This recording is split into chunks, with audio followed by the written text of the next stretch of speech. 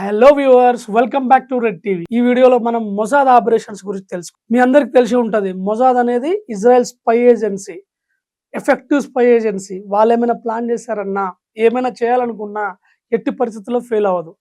9 నుంచి 13 యుద్ధాలు చేశారు. ఏ యుద్ధంలో ఫెయిల్ అవ్వడానికి కారణం మొసాద్ ఇన్పుట్స్ లేకుండా, మొసాద్ ప్లాన్ లేకుండా శత్రువును ఓడియడం ఇజ్రాయెల్ గవర్నమెంట్తో కాదు.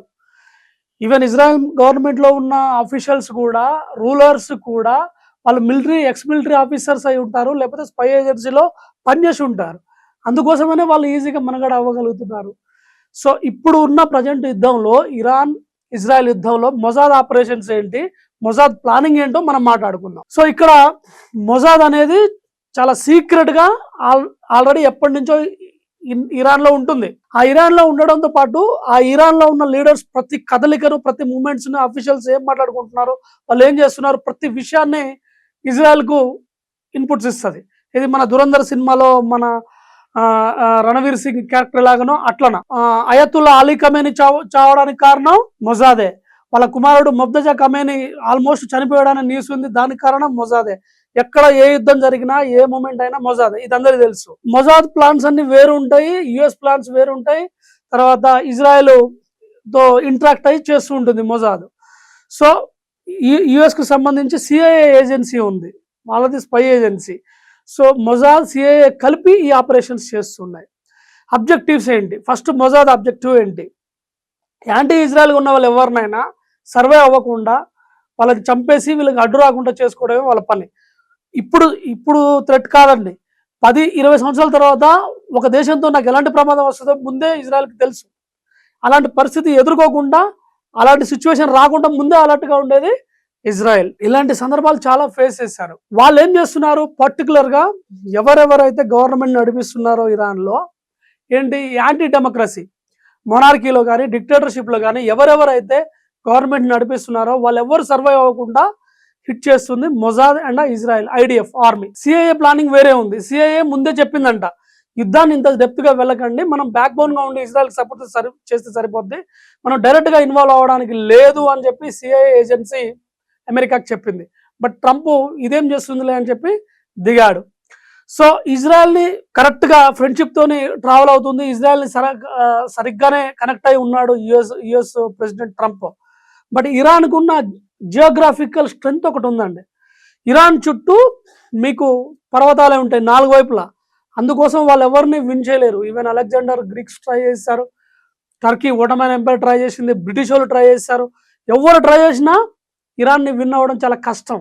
జియోగ్రాఫికల్గా ఇట్ ఈస్ సో డిఫికల్ట్. మనం అక్కడికి మీకు పర్వతాలు ఎలా ఉంటాయంటే, హైట్ 2-3 కిలోమీటర్లే ఉంటుంది, అంటే 3000 మీటర్స్ అట్లా ఉంటుంది, 2000-3000 మీటర్స్. బట్ విడుతు మాత్రం, అంటే వెడల్పు మాత్రం 200 కిలోమీటర్లు ఉంటుంది చుట్టుపక్కల ఉన్న అన్ని పర్వతాలు. సో అందుకోసమని అందులోకి వెళ్ళి యుద్ధం చేయడం ఎవరికైనా అసాధ్యం. ఒకవేళ ఎవరైనా డేర్ చేసి గ్రౌండ్ రూట్లో యుద్ధం చేయాలని చూసినా ఫుడ్ లేక, తర్వాత మీకు లాజిస్టిక్స్ రీచ్ అవ్వకుండా ట్రాన్స్పోర్ట్ ప్రాబ్లం వచ్చి చనిపోతూ ఉంటారు. సో అది ఇరాన్కున్న ఒకే ఒక్క జియోగ్రాఫికల్ అడ్వాంటేజ్. అందుకు యుఎస్ ఆగుతుంది, కానీ లేకుంటే ఇరాన్ ఎప్పుడో కొట్టేసేది. ఇంత టైం కూడా పట్టేది కాదు. 14 రోజుల యుద్ధంలో యుఎస్ కనీసం $15 మిలియన్ యుఎస్ డాలర్స్ను ఖర్చు పెట్టిందండి. అమెరికన్ కాంగ్రెస్లో డిస్కషన్, అసలు మనం యుద్ధానికి ఎందుకు వెళ్ళాం, దీనివల్ల మనకు ప్రాఫిట్ ఏంటి. అయితే ట్రంప్ చూసింది ఒకే ఒకటి, వెనుజులాలో ఆయిల్ రిసోర్సెస్ని ఎలా తెచ్చుకున్నాడో, సేమ్ ఇరాన్లో ఉన్న ఆయిల్ రిఫైనరీస్ కూడా ఆ రిసోర్సెస్ కూడా తీసుకొని అతను ట్రేడ్ చేసుకోవాలనుకున్నాడు. బిజినెస్ పర్సన్ కదా. ఇజ్రాయెల్ మోటో ఏంటి, మన యాంటీ ఎవరెవరైతే ఉన్నారో, ఎవరైతే ఇజ్రాయెల్కి థ్రెట్ ఉన్నారో వాళ్ళు వదలరు. ఇరాన్ అబ్జెక్టివ్స్ ఏంటి, మీకు వాళ్ళకు 3 డిమాండ్స్ పెట్టారు. అంటే యుద్ధంలో లొంగే పరిస్థితి లేదు. కార్గ్ అనే ఐలాండ్ని చేజిక్కించుకోవాలని యుఎస్ ట్రై చేస్తూ ఉంది. యుద్ధంలో లొంగకుండా ఇరాన్ ఏం చేస్తూ ఉంది, డిమాండ్స్ పెట్టింది. ఫస్ట్ మమ్మల్ని రికగ్నైజ్ చేసి మా సవర్నిటీని రెస్పెక్ట్ చేయాలి, మీరు ఒక దేశంలా గుర్తించాలి. ఫ్యూచర్లో ఎప్పుడు మీరు కానీ ఇజ్రాయెల్ కానీ, అంటే యుఎస్ కానీ ఇజ్రాయెల్ కానీ అడ్డదిడ్డంగా వచ్చి మా మీద యుద్ధం చేయడానికి లే. తర్వాత మాకు న్యూక్లియర్ మ్యానుఫ్యాక్చరింగ్ పర్మిషన్ ఇవ్వాలి. మీ యురేనియం ఎన్రిచ్ని తెచ్చుకుంటాం, దాంట్లో మీరు ఇంటర్ఫియర్ అవ్వకూడదు. తర్వాత బాలిస్టిక్ మిసైల్స్ తెచ్చుకుంటాం, దాంట్లో కూడా మీరు ఇంటర్ఫియర్ అవ్వకూడదు అనేది ఇరాన్ డిమాండ్. ఇది ఎట్టి పరిస్థితుల్లో ఇజ్రాయెల్ కానీ యుఎస్ కానీ ఒప్పుకునే పరిస్థితి లేదు. సో అమెరికా బిజినెస్ కోసం యుద్ధం చేస్తుంది, ఇజ్రాయెల్ వాళ్ళ ప్రజల కోసం యుద్ధం చేస్తుంది, ఇరాన్ దాని ఉనికి కోసం, తర్వాత దాని వెనుకున్న టెర్రరిస్ట్ గ్రూప్స్ కోసం యుద్ధం చేస్తుందని చెప్పొచ్చు. సో ఇలాంటి పరిస్థితుల్లో యుద్ధ పరిస్థితులు ఉన్నాయి. ఎవరి అబ్జెక్టివ్స్ ఎలా రీచ్ అవుతుందో చూడాలి. ఇది ఎక్స్ట్రీమ్ పాయింట్కి వెళ్తే మనం నిన్న అనుకున్నట్టు యూరోపియన్ కంట్రీస్ తర్వాత యుఎస్ సీరియస్గా తీసుకొని ఉంటే ఇజ్రాయెల్ డిస్ట్రాయిడ్ అవ్వచ్చు. అంటే ప్రజలకు హాని కాకుండా ఉండడం కోసం కేర్ తీసుకుంటున్నారు. సివిలైజేషన్ టార్గెట్ చేసి యుఎస్ కానీ ఇజ్రాయెల్ కానీ టార్గెట్ హిట్ చేయాలనుకుంటే చాలా కష్టం. ఫర్ ఎగ్జాంపుల్ ఖమేనీ ఎవరు ముర్తజా ఖమేనీ ఒక చోట మీటింగ్ పెట్టుకురని తెలిసి అక్యురేట్ గా పిన్ పాయింట్ గా అటాక్ చేశారు. కరెక్ట్ గా ఆయన చనిపోయాడని ఒక అతను మొజాద్ ఏజెంటో ఎవరో అతను కన్ఫర్మ్ చేసి నెతన్యాహు గారికి ఫోటో పంపించిన తర్వాత వాళ్ళు స్టేట్మెంట్ ఇచ్చారు. అబద్ధాలు చెప్పరండి యుఎస్ లాగా.